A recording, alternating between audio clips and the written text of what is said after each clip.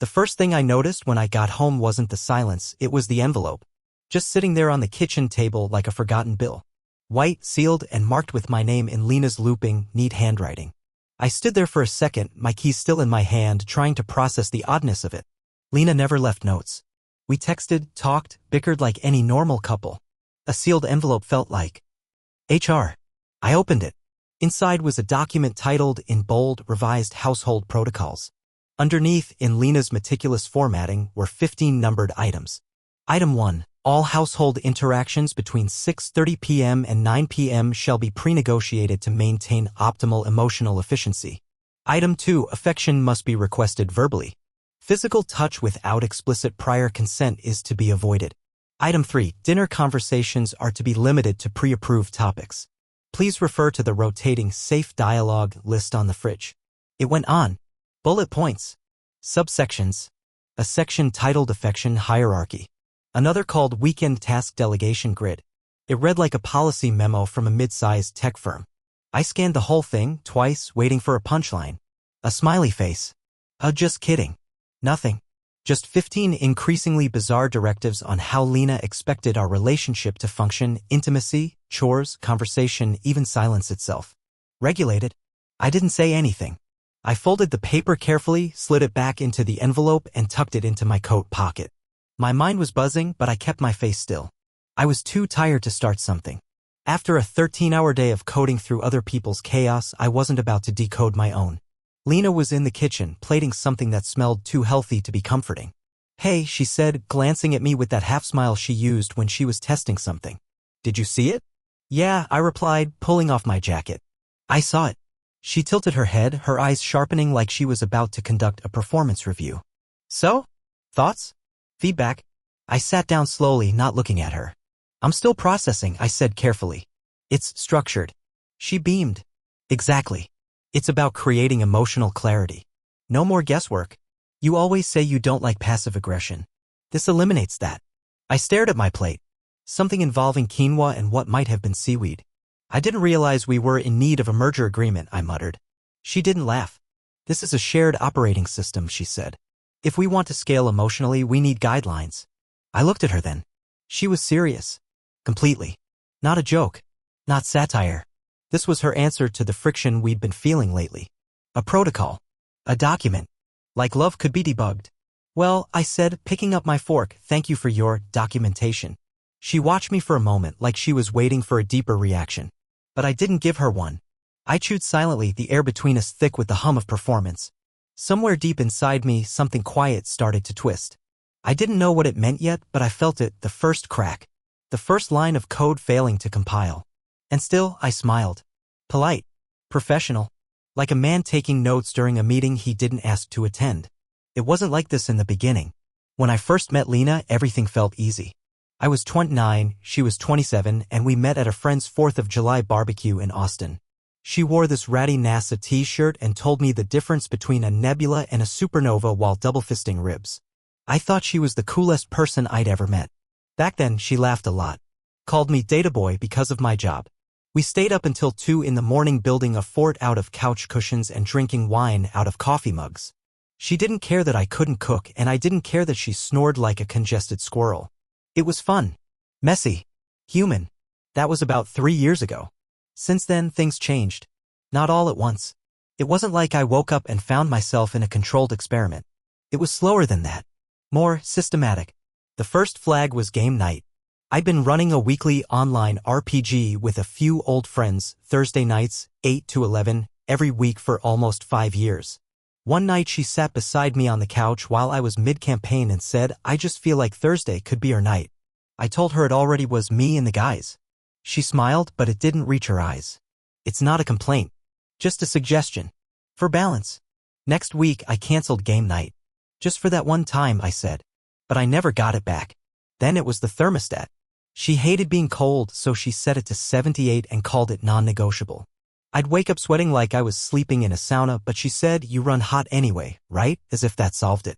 I used to keep my tools organized a certain way in the kitchen. She didn't like the chaotic arrangement of my drawers. I came home one day and everything was relabeled in pastel-colored bins. She even made a laminated legend. But the biggest one, the one that should have snapped me awake, was the hiking trip. Every year, I went on a weekend hiking retreat with my college buddies. We'd meet in Colorado, disconnect from the internet, drink too much, and pretend we were still 22. Lena had always been supportive. Even called it my emotional detox. Until last fall. I accidentally double-booked, she said, biting her lip. There's this leadership seminar that weekend. It's huge. And I put us down as a couple. I hesitated. But it's my trip. She looked crushed. I know. But you see those guys all the time online, right? And this could be good for us. I gave in. Like I always did. The thing is, every time I gave something up, Lena rewarded me. Not just with a thank you, but with real warmth. She'd pull me into a hug, say I was so emotionally generous, and make me feel like I'd done something noble. Something intimate. Like I was earning her love one compromise at a time. And I wanted that. Of course I did. But last night, reading her document, it all clicked. Those weren't compromises, they were conditions. Rewards tied to submission. Praise for compliance. Our relationship wasn't built on trust anymore. It was a protocol stack. And somewhere in that stack, I had been slowly rewritten. I couldn't let it go. All day at work, while I pushed commits and reviewed pull requests, the protocol document sat in the back of my mind like a corrupted file. My fingers typed code, but my thoughts kept replaying her phrase from the night before, emotional efficiency. Like we were a startup with a broken org chart and intimacy was a department in need of optimization. Around 9 p.m., Lena said she was heading to bed early. I kissed her forehead and told her I'd be up soon, then waited until I heard the bathroom door close before I grabbed her laptop. I knew her password. She'd given it to me months ago when we were booking plane tickets. I hadn't used it since. But now I opened the screen and logged in, telling myself I was just looking for clarity. Maybe she downloaded the protocol template from somewhere. Maybe this wasn't all her. I started with her browser history. The first thing that popped up was an article. Tactical emotional leverage in relationships when clarity is control. I clicked. The language was clinical, strategic. Phrases like compliance windows, verbal affirmation requirements, and tie box affection tasks. It read like a manual for emotionally managing someone without confrontation. My chest went tight. Another tab was open to a forum thread. Karina's Digital Sisterhood, managing household dominance without resistance. There were pages and pages of women discussing ways to establish long-term influence over partners. Most of them used the same lingo Lena had used in her document. Phrases like relationship framework deployment, emotional alignment grids, and conflict redundancy elimination. One user wrote, "Don't ask for help. Assign tasks. Be the CEO of your connection." Lena had posted on several threads. Her username was something anonymous, EmpathSync82, but I recognized her writing. The sentence structure. The overuse of bullet points. I read one of her comments aloud under my breath. Partner hesitates to follow through on structure. Considering pre-clearing leisure time in advance to reduce unpredictability. There were also bookmarks. One led to a gated community site locked behind a login wall. I copied the link and searched the domain. It was a private membership group. Karina's paid community. A hub for women who subscribed to her ideology. Advice on structured affection denial, task-based communication, and even digital tracking of partner behavior. I sat back in the chair, stunned. Lena hadn't just written the protocol out of frustration or some misguided idea of fairness. She'd been studying this. Adopting it. Implementing it. Not to fix us. To control me. I closed the laptop gently, trying not to shake. This wasn't about balance anymore. It wasn't even about love. It was a system. And I was the beta test. I needed someone who wouldn't think I was losing my mind. Marcus was my best shot. We'd worked together at our first coding job out in Houston, stayed tight even after he moved back to Dallas. His girlfriend back then, Carly, used to be close with Lena until they drifted. I never knew why. I figured it was one of those quiet friend breakups women have when someone gets too into spin class or essential oils. But now I wondered if there was more to it. We met at a dim little bar off Elm, the kind of place where the music was low and the drinks came in mismatched glasses. Marcus was already 2 fingers into a whiskey when I showed up. "Dude," he said, leaning back as I sat down. "You look like you just saw someone burn your house down." "Something like that," I said, ordering a beer I wouldn't finish. "I need to ask you something, and I need you to be real with me." "Always." "Did Carly stop hanging out with Lena because of Karina?" Marcus raised his eyebrows. "Whoa, that name hasn't come up in a while. So it's real?" "Oh, it's real," he said, sitting forward now. "Carly got weirded out when Lena started quoting that woman like scripture. They were in some online group, Discord or Slack or something, and Lena kept sending Carly these PDFs about dominance matrices and mental framing architecture. That sounds familiar, I muttered. She told me Lena started saying things like, your partner needs to be reconditioned to thrive, and calling it love. Marcus shook his head. It freaked Carly out. She bailed. I pulled the folded-up protocol sheet from my jacket and slid it across the table. He skimmed it for 10 seconds before whistling low. Jesus. Yeah. This isn't relationship stuff, man, he said. This is managerial playbook junk. This is how you organize a call center, not a couple. I looked at him. Do you think she even knows how bad it is? Marcus exhaled. Karina's whole thing is packaging control as clarity. That's the con. She tells women this isn't manipulation.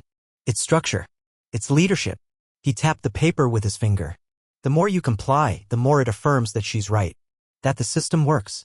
And Karina's community, those women eat it up. Any pushback? That's resistance to be neutralized. I sat back, the bar's warmth suddenly gone cold. She's not just doing this for order, I said quietly. She thinks she's fixing me. Marcus nodded. Because Karina taught her that broken men need reform. And silence looks a lot like agreement. I looked down at my beer, untouched. How do I fight something she thinks is helping me? You don't fight it, Marcus said. You expose it. Calmly. Directly. He pushed the paper back toward me. Because this isn't a relationship anymore. It's a campaign. And I was the battlefield. 2 days later, I texted Lena.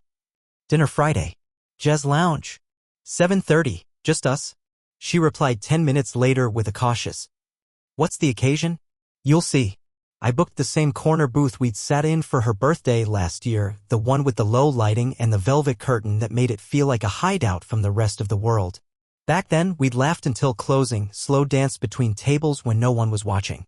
I had hoped, maybe foolishly, that this place would still mean something to her. I got there early. Wore the navy button-down she liked and left the top button undone. Brought the envelope with me. Manila folder. Sealed. No label. Lena arrived at 7:31 on the dot. Her lips curled up just enough to acknowledge the mood, but there was something guarded in her posture. A light tension in her shoulders. She was dressed soft but calculated, blush tones, silk blouse, the exact outfit that said, I'm open, but I'm in control. She slid into the booth across from me. This place again, she said lightly. I figured we could use a reset. She tilted her head. Reset implies malfunction. I smiled at the waiter and ordered us a bottle of the wine we used to split on special nights. Lena studied the room for a moment, then looked back at me. I've been wondering, she said, her voice gentle but probing, how long you've been stewing. Not stewing, I said calmly. Thinking. She nodded, folding her hands. I assume this is about the document. No, I said, it's about what the document means. The wine arrived. I poured for her first. She thanked me out of habit, then immediately stiffened as if that act alone broke protocol. We've both felt things drifting, she said. The protocols were my attempt at restoring clarity. Structure reduces emotional friction. Sure, I said, keeping my voice light. But structure without consent is a cage. That gave her pause. She sighed. You didn't say anything at first. I needed to understand it. And now? Now I do. We talked about everything but the document for the next half hour. The music. The risotto. A story she told about her coworker's dog getting into her purse. It almost felt normal again. But underneath it all, I could feel the distance, her watching my tone, my phrasing, like she was scanning for weakness or deviation. Like we were speaking in a dialect I didn't help write. The dessert menus arrived.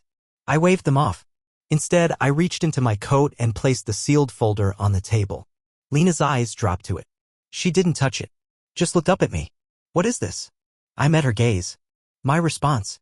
Lena stared at the envelope like it might explode. Her hand hovered over it, hesitant. I could see her brain calculating possibilities. A printed rebuttal? A counter-proposal? A list of amendments? Then she peeled it open and pulled out the single sheet inside. She read the first line once. Then again. Her lips parted, but no words came out. She looked up. This is a lease termination notice. Correct, I said. But it's signed. By you. Also correct. Her voice dipped into something tighter. You're breaking the lease? I didn't blink. Amending my part of it. Effective in 30 days. She shook her head slowly like the words weren't sinking. Adam, we just renewed it last month. Are you seriously walking away from everything we've built over one rough patch? This isn't a rough patch, I said evenly. This is you trying to run our relationship like a performance improvement plan. I wasn't, she started. Yes, you were, I cut in gently. You made a document that turned intimacy into an itinerary. You asked me to follow affection protocols and request verbal clearance before touching your arm. That's not structure. That's control. She looked hurt. I wasn't trying to control you. I was trying to make things better. Cleaner. Less confusing. For who? I asked. Because I didn't ask for any of that. She set the paper down, her tone defensive now. You've been distant. You never initiate check-ins. You zone out when I talk. I thought if we had guidelines, it would create more consistency. I leaned forward, steady. I'm not a co-base, Lena. You don't fix emotional drift with version control. She went quiet. And the worst part, I continued, is that you didn't come up with this on your own. You've been following advice from a woman who thinks love is a war to be won. I saw your browser history. The articles. The forum. Karina. Her jaw clenched. You're mischaracterizing it, she said. Am I? I asked. Because I read the comments. The templates. The strategies. You built the protocol with the same logic she pushes, restricting free time, limiting emotional access, framing resistance as failure. She looked away. I didn't know how else to get through to you, she said, quieter now. You were slipping away. I thought if I could structure things, you'd stay. I sat back. I'm still here, I said. But not under contract. Lena reached for the lease notice again, her fingers trembling now. So what, this is a threat? No, I said softly. It's a boundary. You can choose partnership. Or you can choose control. But I won't live inside a spreadsheet. I won't sleep next to someone who treats me like a variable to optimize. She was breathing hard now, shoulders tense. I just wanted us to work, she said. So did I replied. But I won't be reprogrammed to fit inside someone else's system. She stared down at the paper again. I let the silence stretch. When she finally looked back up, there were tears in her eyes, but no denial. Just fear. And something else underneath it. Recognition. Lena's eyes glistened as she gripped the edge of the table. I didn't mean for it to go this far, she said, her voice soft and cracking. She wasn't performing now. Not calculating. Not trying to sell me a framework. Just scared.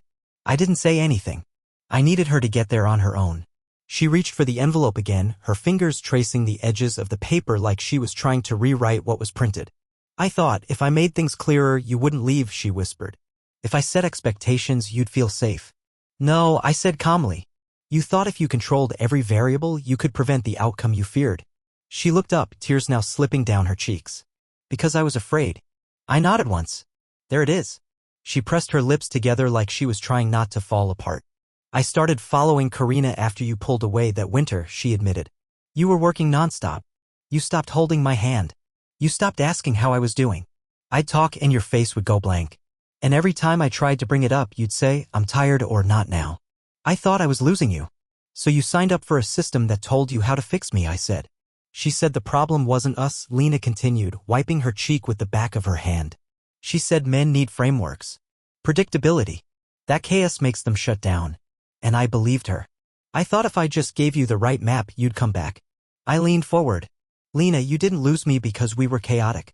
You lost me because you stopped trusting me to be human. Her shoulders shook. I didn't know what else to do. I thought if I made you feel structured, then maybe you'd stay. No, I said gently. You tried to make me feel safe by making me feel small. But connection doesn't come from control. It comes from vulnerability. I didn't mean to hurt you. I know. Her head dropped into her hands. I was so scared. That you'd leave? That you'd find someone younger, more flexible, less intense. Someone who didn't track your mood swings or argue about how you fold the laundry. I let that hang. Then I said, you know what really scares me? She looked up. That you don't trust love unless you're holding it with both hands and squeezing until it can't breathe. Lena nodded slowly, defeated. I don't know how to fix this, she said. You don't fix it, I told her. You stop outsourcing your fear to some influencer's PDF. She gave a weak laugh through her tears. You want me to just stop? I want you to start. Start seeing me. Start trusting me again. Not as a subject. Not as a project. As a partner. She stared at me, still wrecked. Still unraveling. Then she whispered, what happens now? I took a deep breath. You choose, I said. Control or connection. But you don't get both. Lena didn't answer me that night. She just sat there, quiet, staring at the manila folder like it was radioactive. I left the jazz lounge alone. But the next morning I woke up to a text. Lena, I understand now. I want to undo it, really undo it. Can we talk after work? I didn't respond right away. I needed actions, not affirmations. That evening, I came home to the sound of the paper shredder running in the kitchen. Lena was there, standing in her robe, feeding documents through one by one. The same pastel-colored planning sheets she used to keep pinned to the fridge. Her chore grid, the affection consent checklist, the meal conversation guides, gone. Is this performative? I asked from the doorway. She looked over her shoulder, eyes tired but clear. No, this is me telling Karina she doesn't get to live here anymore. After the last page fed through, she pulled out her phone and held it up for me to see. Her fingers hovered over the screen for a second. Then she scrolled to Karina's profile on the private community app, hit unfollow, and tapped block. Next, her email. She searched for Karina, pulled up the subscription, and hit unsubscribe. Then she opened her notes app and deleted something labeled Weekly Relationship Framework. She looked over at me. I want you to watch, not because I need applause, because I need you to see that I'm serious. I nodded. Then she walked over to the bookshelf, pulled out the printed protocol, the original one I found, and brought it to the fireplace. I followed. She knelt, struck a match, and held it to the corner of the page. The flame licked up quickly, orange curling into black. She dropped it onto the log, and we both watched as the document turned to ash. She didn't speak until it was gone. I still don't know what to say, she admitted, but I know what I need to do. I waited. I made an appointment with a therapist, she said quietly. Not a couples counselor, just me. I need to understand why I looked for a system instead of a solution. I exhaled. That's a start. I'm not asking you to trust me right away, she said, standing now. You shouldn't, but I am asking for space to earn it back. You'll have it, I said, but from a distance. She looked down, nodding slowly. So you're still leaving? For now, I said. I'll move into a short-term place. I need to feel like a person again, not a participant in someone else's pilot program. Lena's eyes filled again, but she didn't argue. I'll pack a bag tonight, I added. Just clothes, nothing dramatic. She crossed her arms, holding herself. I hate this, she said. Yeah, I replied. But at least now it's real. We stood in silence, watching the last embers of the protocol glow orange in the fireplace. For the first time in a long time, the room felt warm. It was late October when I got her email. The subject line read, "No attachments. Just me." I was in my temporary place, an overfurnished one-bedroom Airbnb above a dry cleaner, where the fridge hummed too loud and the floor creaked in the hall. I'd been there 6 weeks. I hesitated before opening it. I wasn't sure what I expected. Maybe another carefully structured request. A soft plea wrapped in strategic vulnerability. But it wasn't like that. There was no PDF, no bullet points, just a plain email from Lena. And it started with 2 words. I'm sorry. The rest read like something she hadn't let herself say in years. She didn't talk about plans or promises. No next steps. No conditions. Just regret. Ownership. She wrote that she'd been going to therapy every Tuesday. That the first 3 sessions were mostly about unlearning. Her word, not mine. That Karina had promised safety, but all it ever delivered was a quiet kind of war. She didn't ask for anything, not even to talk. At the end, she wrote, if there's ever a moment you feel like remembering what we were before the protocols, I'll be at the place we first laughed out loud together. Friday, 7 p.m. No structure, just music. I knew exactly where she meant. That Friday, I found myself standing outside the jazz lounge again. Same velvet curtain. Same gentle saxophone seeping through the windows. When I stepped inside, I spotted her instantly. She was sitting in the same booth, but she looked different somehow. Less guarded. Her hair was down, tucked behind one ear. She wasn't on her phone. She wasn't fiddling with a napkin or scanning the room. She was just there. Waiting. Not chasing. I slid into the booth across from her.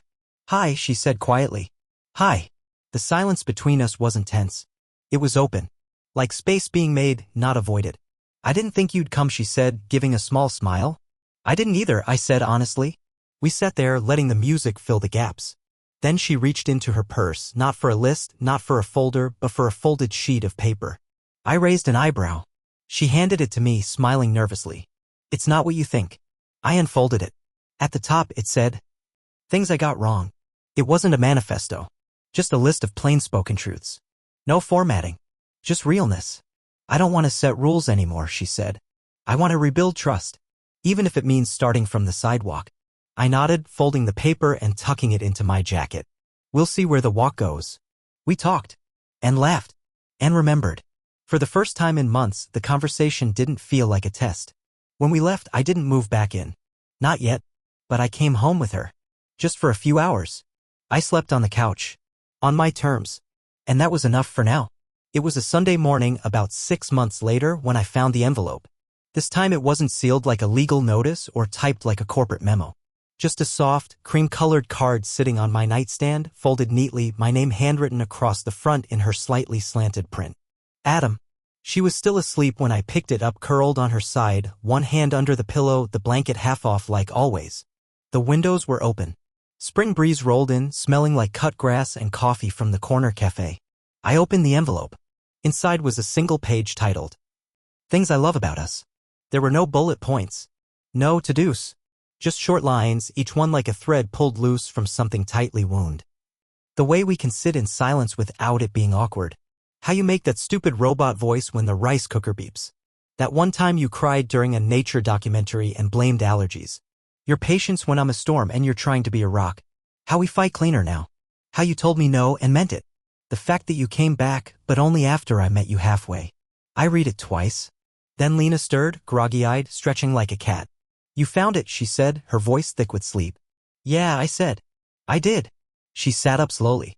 No protocols this time. Just reminders.